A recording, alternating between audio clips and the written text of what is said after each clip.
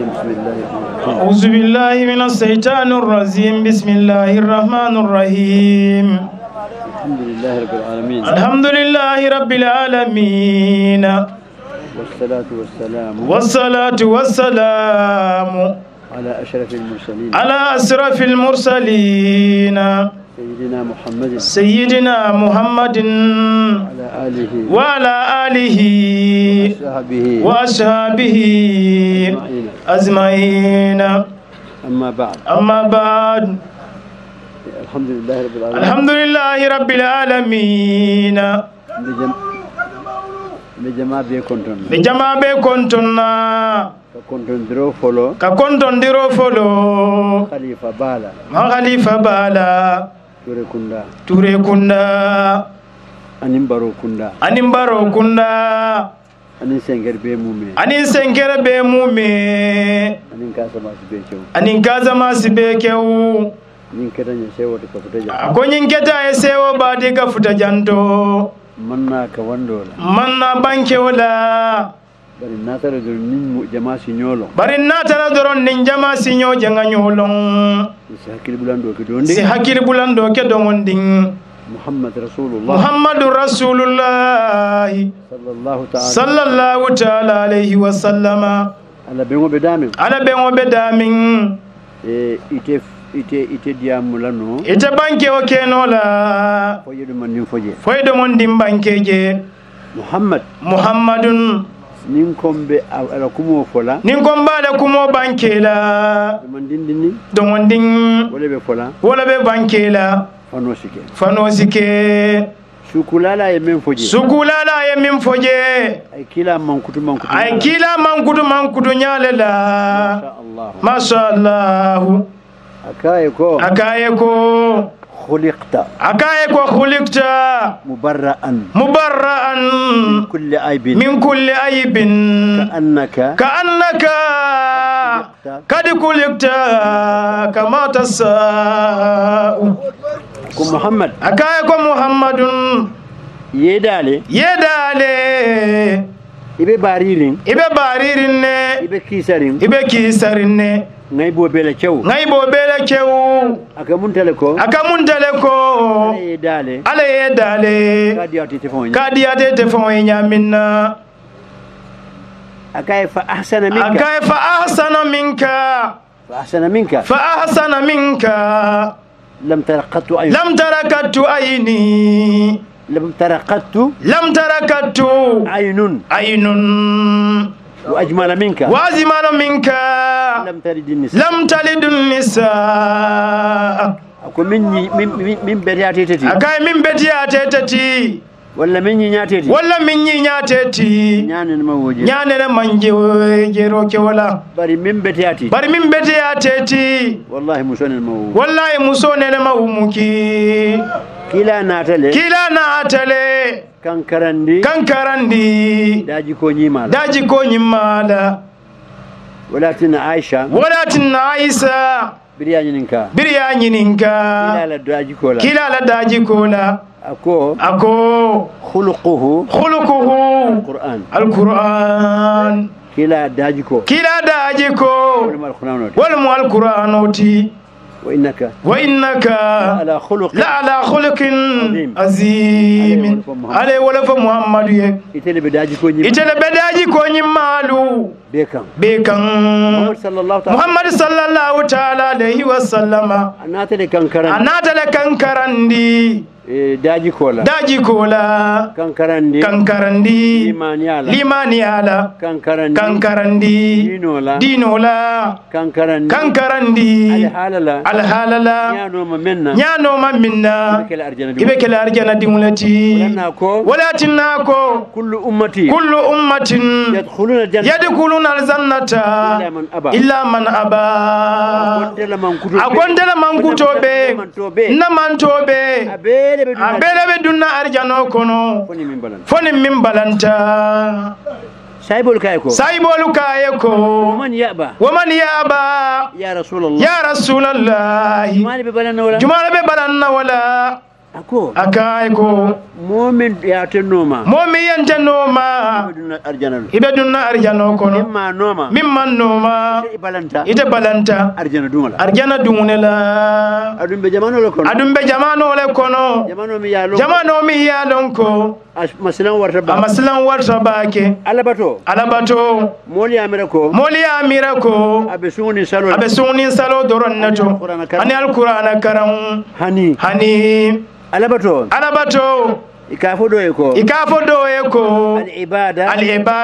ash-sha'iriyya wal-ibada at-ta'amuliyya ash-sha'iriyya wala beni Allah subhanahu wa ta'ala tema sungobe wala kono salobe wala kono jakabobe wala kono hijobe wala kono bar alabatu do bi jeto niwo mambetea ndonde katinya wala munti at-ta'amuliyya ini molutema adu wala tinyata nanyi jamano kan bawo rasuluko wallahi la yu'minu wallahi la yu'minu kila man ya rasulullah wala mujumati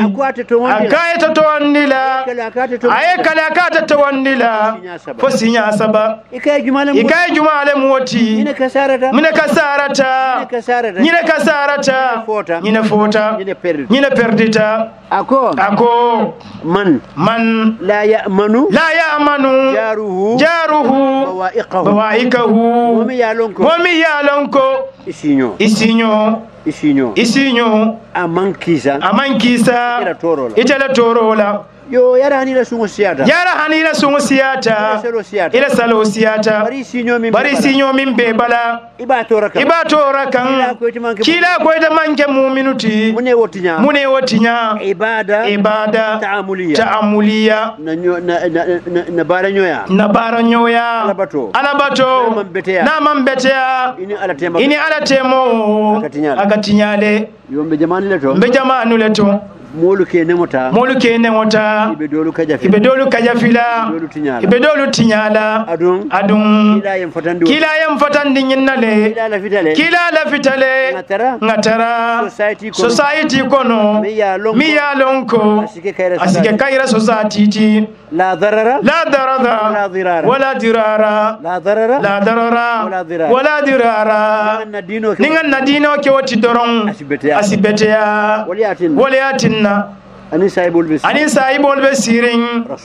rasul sallallahu ta'ala alayhi wa sallama ani saibul besirin akoyeko ana ukhbirukum bi afdala من درجة الصلاة والصوم والصدقة kila bala ikaya hankai akwa folen ndale kibar laban fenna nali yake muna wala barajo warta ila nafiloti saloto walla ila baraji nyine siunto walla fang ila baraji nyine sadaboto afolen tal nyine kala afolen to folale ban saibol kai ko hankai bara alala moya min fo amma foko altasali hani amma fode ay min foje wala mun kantemo dada islahu zatil bayni kantemo nyi nyandi dole bonan sifo ikana senkere kana morkeba kata kulumaje ka famandi alanyin lunyin mala birin kama temo ay betea wala fisiata ngafanike nafilola wala fisiata na beke sungoti إصلاح ذات البين إصلاح ذات البين أكو فإن إفساد ذات البين فإن إفساد ذات البين هي الحالقة أكو كاتو الدمالو كالتي موتينيا akamunteleko lamseto ni abule kungola akakuntinyo linyami wakabarajo akalimo bala wala nyama Allahu akbar ndamaulu temo ndamaulu tema dukarenga kata yajele ani saibolu nene besiri ay nyininka akoy ko man minkum asbahal yawma صائما جمالة سونغولي تبي الجل موي بان جل مو على تاتي جل مو هذا مدين تاتي ndamawlu tema niya kanta ya tanka ila arjana dunga sone yale katuye minke alala ajawiyata nyawonya asiyamfano ile ujawmabe asabeke limati bari ni molu temu alikiyama ibe mirada yiga yamfoye ada donko nama yamfoye ila barajo ibe wala dilala ada mantarlada fanna ata yamfale he wala ndam mawlu temu akoliyata bake ndam mawlu temu akoliyata akoyeko man minkum asbali yawma saiman jumala nin sunwil tabi ibebe derin abubakar ko ana jumala nin sunwil tabi abubakar konte ako man minkum أتعمل يوما مسكينا جمال مسكينو دانينم بي بيبي ديرين أبو بكر كو أنا أكو من منكم عاد اليوم مريضا الكونو بي جمال من تادا قران توجي بيبي ديرين أبو بكر كو أنا أكو من منكم سيا اليوم زنازة جمال furewo noma burkata bade abebe deri abubakar ko ana ako wallahi arba'atu hisali mastawana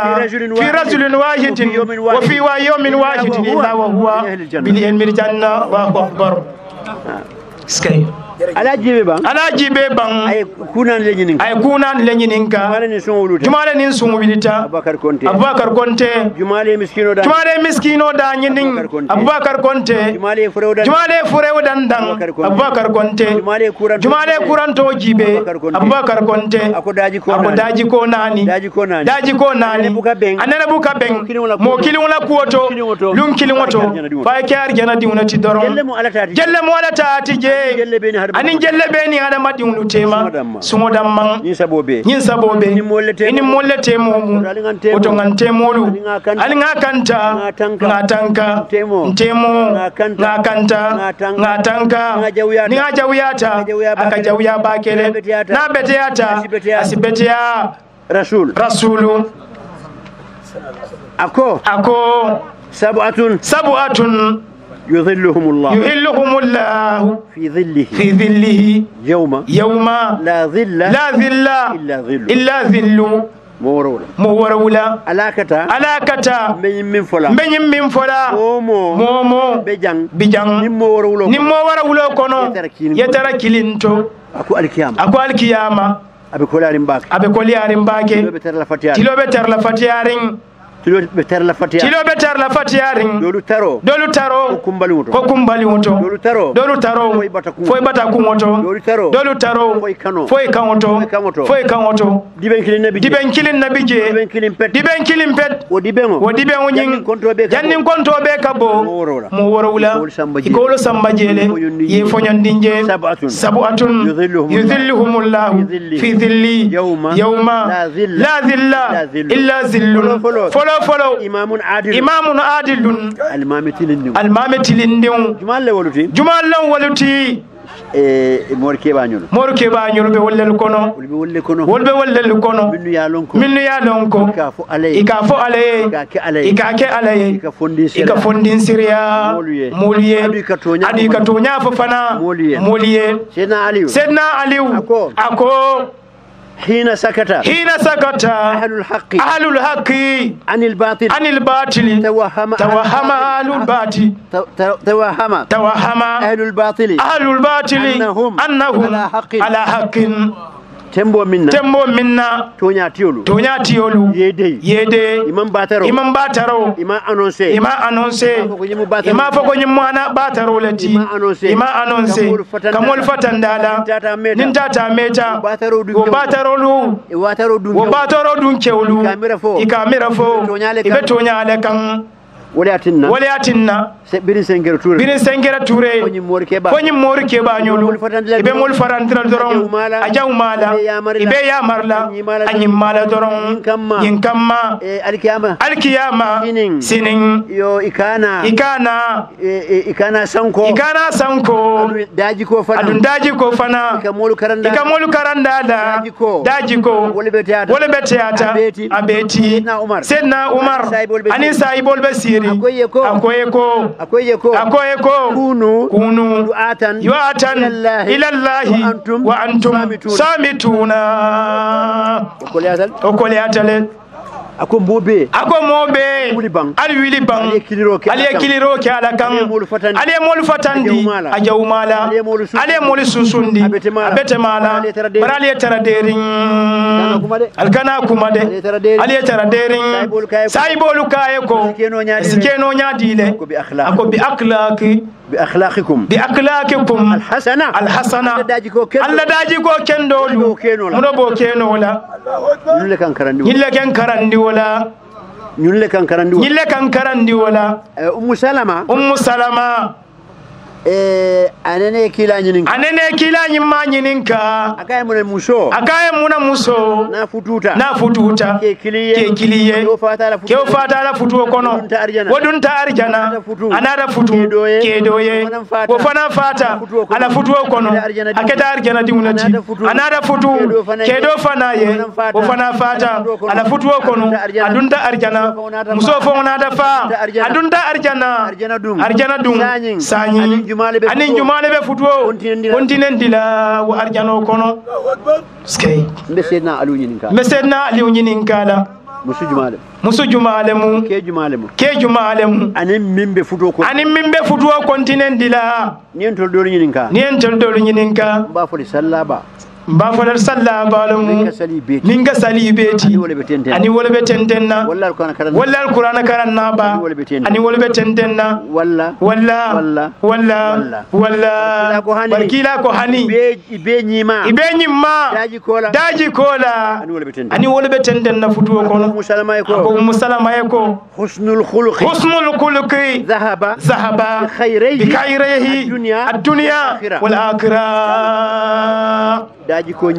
ko nyimma afele atata ay kayra fulo beta dunya kayro anilla kira kayro nyiluka mol karandi walla imanda walade ikamol karandi yenengo muta ikana molutora ikamol karandi ye bulo bula yemolu nafa sedna aliou ako khairukum man kaffa fakahu خيركم من كف فكه وفك كفه خيركم من كف فكه وفك كفه وسركم من كف كفه وفك فكه والله ولا منتي أقوال بي في سمنتو ولا موتي ميالونكو أيادامرا أمانو مولتي أيادامرا أبوكا أفو جوما jawmato abuka